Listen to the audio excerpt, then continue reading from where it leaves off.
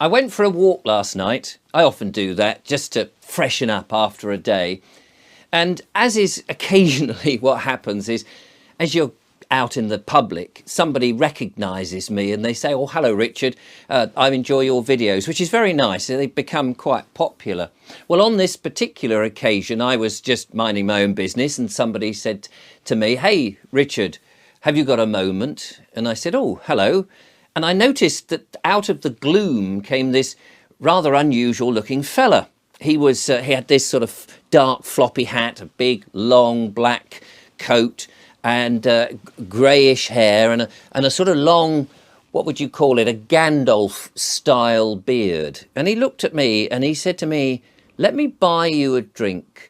I want to tell you something." He said, "You've almost got it, but not quite.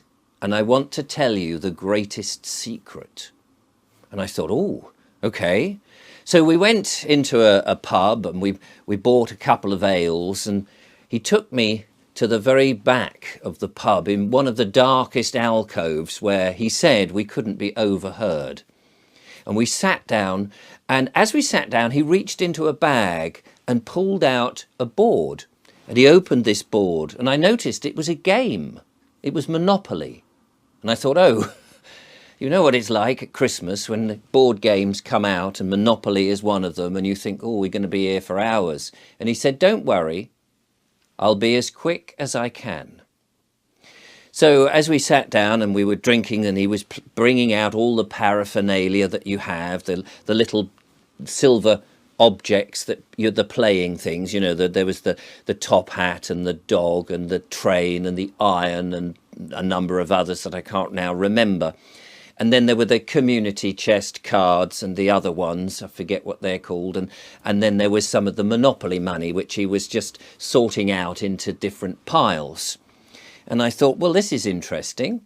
And he said to me, he said, "Oh, pick a character, whichever character you like." So I looked down and I thought, actually, the top hat. I quite like the top hat. That would be lovely. So he said, "Do you know, your parents have done you a very big disservice in life?" And I said, "Oh, really? What do you mean?" He said, "They informed on you." And I said, "Oh, I don't understand. What do you mean they informed on me?" He said, "When you were born, they informed the government about you.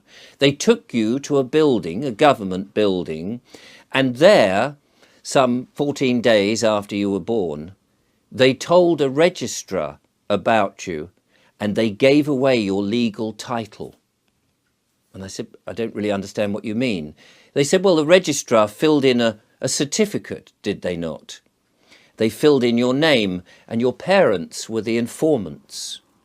I said, "Oh, that sounds rather creepy when you put it like that. You're talking about my birth certificate, aren't you?"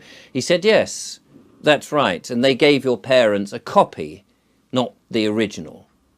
And he said, "At that moment, you'd signed away, or effectively they had signed away, their son's legal title. And this was then turned into a bond." And I said, "Oh." He said, "You see, the thing is, at that moment, your legal title on this certificate became a trust fund. The Treasury has now turned this into a trust fund." And at that point, he gave me a certain amount of Monopoly money. He said, "Oh, here's some money for the game." And I said, "Oh, thanks very much." I can't remember how much he gave me. But he said at that moment, he said, "Oh, I don't know, the trust fund has probably had £1 million put on it. And because it was bonded, it was floated onto the stock exchange and was earning money. Throughout the rest of your life, this trust fund would earn money. It would earn huge amounts of money. Check how much you've got there." And I counted out the money. He said, "That's like a trust fund, isn't it? That's the trust fund. The bank has just given you a whole load of money." And he said, "Which character are you playing?" I said, "Oh, the top hat." He said, "Yes, that's your legal title." He said, "The government, when you ever get anything official, it'll come with your name in capitalisation, big capitalisation, the same as on your birth certificate. Capitalisation. That's how you know that you are a player in the legal game of life. Your top hat isn't you, is it? I said, well, no, clearly it's just a silver little thing moulded out of metal. He said, exactly. It's not actually you. Just as your legal persona, your name in capitalisation, is not you. And yet it's on all the bits of paper from the bank, from the tax office, all those different bits of paper on your car registration, all those different pieces of paper. That is a representation of you, but it's not actually you. Just as the top hat is not actually you. And I said, oh, okay. He said, so you've got the money from the trust. That is your estate. And we're going to play the game with your estate. He said, do you know much about trust funds? I said, to be honest with you, I don't know very much at all. He said, well, let me explain. You see, when you have a trust, there's a fund, and it's set up by the trustee, in this case, by the Treasury, the government, the Treasury. They've put in this money. Now, in order for a trust to work, there must be two other people in it. There's three maximum, you see. There is the beneficiary, the person that the trust is set up for, which in your case is you. This money that's been put into is yours to do whatever you like with. Oh, I said, that's very nice, thanks very much. He said, but there is also somebody who must administer that, the executor. So the executor is the one who will make sure that things are paid or that you can withdraw money for what you need. And he said, of course, when you're a baby, you cannot be the executor because you are a minor. So until you reach the age of majority, which is 18, your parents would be the executor. They would administer the trust for you, set up by the government. He said, the only thing is, the government, a bit canny like this, they don't actually tell your parents. And so your parents can't tell you that when you're 18, the age of majority, that you could now be the executor. So you go through life feeling that you have no money. You feel that you're a debtor, that you're constantly in debt, that you have to get a job because you need money to pay for the things you need. And yet all the time, there is this trust fund that as you go through life and you get older and the longer it's in there, the more money that it is accruing all the time. There could be, by the time you die, millions upon millions, maybe £50 million are sitting in this trust, unused. He said, in theory, you could walk into a wonderful showroom of Rolls-Royce vehicles.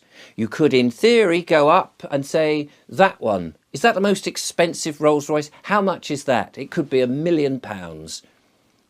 You say, at the age of 18. I think I'll have that because I'm in credit. You've got this trust fund. I said, oh. He said, all you need to do is autograph the credit note and the car is yours. But of course, the man who's selling you the car will say, hang on a minute, I don't understand. And you'll simply just say, well, take this credit note that I have now put my autograph on, take it to the Treasury, and they will dip into my trust fund and pay you. You'll get your money perfectly fine because I'm in credit. Look at the game. You have this big pile of money. I've just given it to you. That is your trust fund. He said, but in the game of Monopoly, as we go around and you get penalties and you earn money, he said, when you get a penalty, what do? I said, well, I just pay it out of this money. He said, yes, that's what you should do in life. But in life, you don't go to your trust fund. You pay it out of the money you've got a job and your hard-earned job. You've got this hard-earned cash, real money that you're paying for all the bills and all the taxes, your council tax, your road tax, your fuel tax. You're paying your inland revenue tax, all the taxes you're paying out of your own hard-earned money. And yet you don't need to. You've got this rather plush trust fund, he said. He said, look at it, you can see it. And in the game of Monopoly, that is what you do. And I said, oh, yes, I see. He said, but the money is there. He said, yes, but because they don't tell you that you are the executor of the trust, you don't know. You just think you're in debt all the time and you're having to borrow money to buy a house and you get a mortgage and you're paying it all back. You could have got it straight from the trust and not had the bother. I said, wow. He said, but through life, just as you play on this game of Monopoly, there are hazards.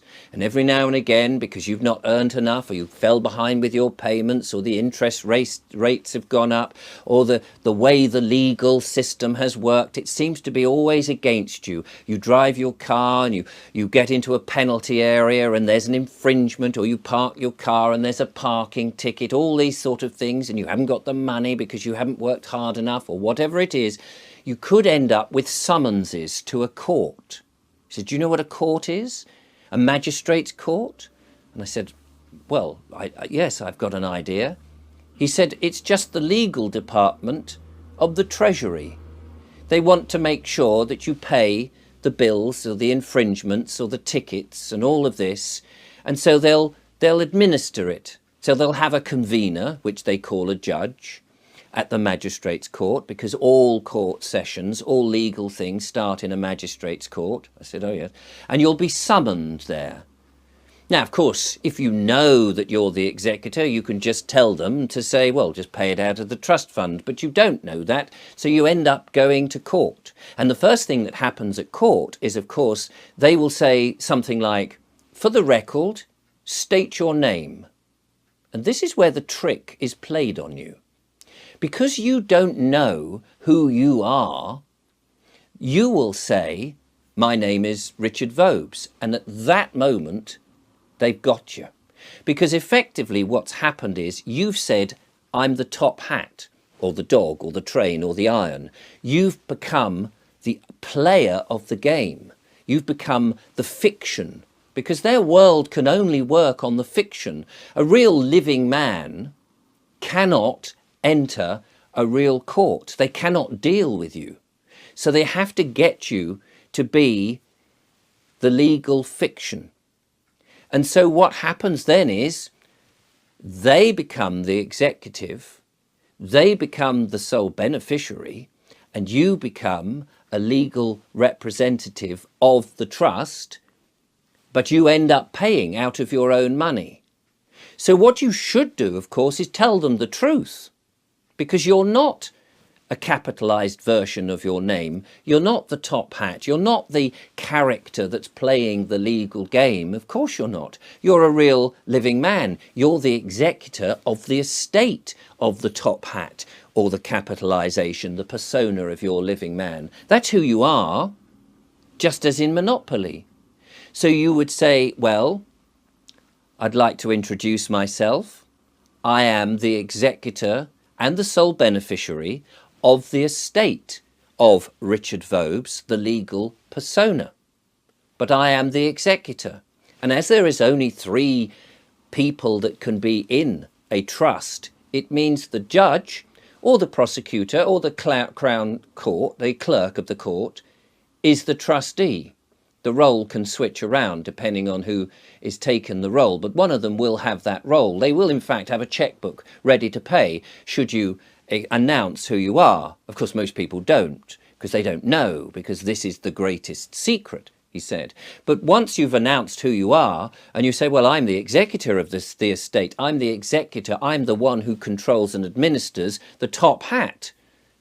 So you're charging this estate the bill of whatever it is, the parking ticket, the inland revenue, the council tax, whatever it is that's not yet been paid. You said, fine, I've no problem paying it. Absolutely. The estate will cough up. Take the money out of the trust. The trust is there.